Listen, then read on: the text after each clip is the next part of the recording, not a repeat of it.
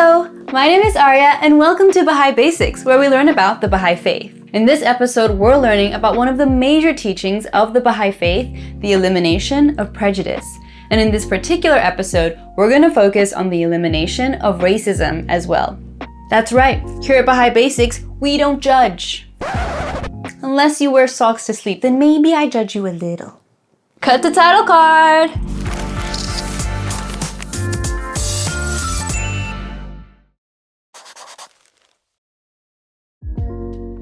One of the major principles of the Baha'i Faith as taught to us by Baha'u'llah, the Prophet founder, is that of unity and oneness, that we are all one people, that we come from the same one God and are created from the same dust.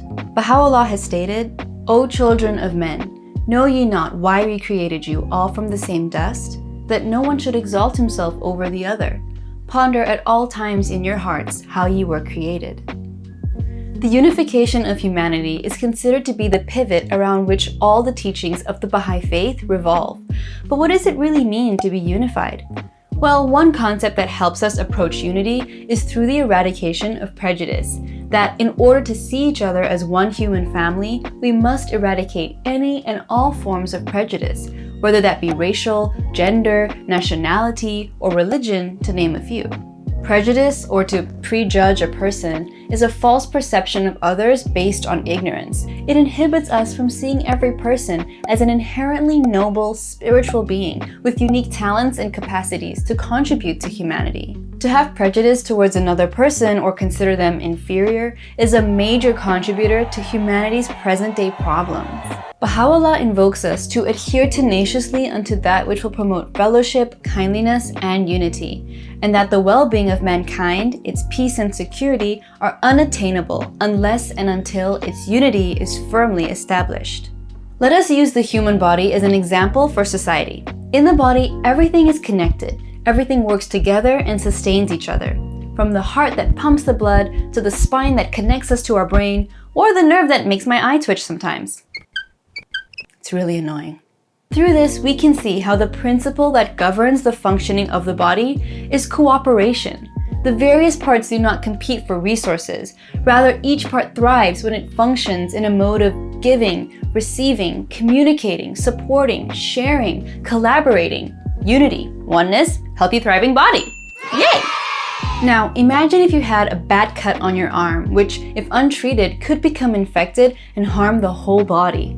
So the rest of the body now has to pay extra attention to that area and focus on healing it. Even though nothing happened to your left toe per se, the whole body needs to work together towards addressing the problem at hand. See what I did there? Racial prejudice, for example, could be seen as that infection. The same way the whole body has to work towards fighting that infection, so too must society work towards fighting the infection that is racism.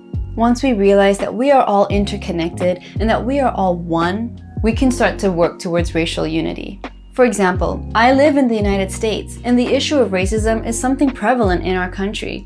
It even says in the Baha'i writings that racism is the most vital and challenging issue confronting the United States today. That's pretty serious. Now, don't get me wrong, we have made great strides forward, but we still have a ways to go. Healing these wounds and building a society in which people of diverse backgrounds live as members of one family is so important. The responsibility for the achievement of racial peace and unity in the United States rests upon all Americans. All of us will have to come together in order to create a society in which everyone's rights are respected and guaranteed.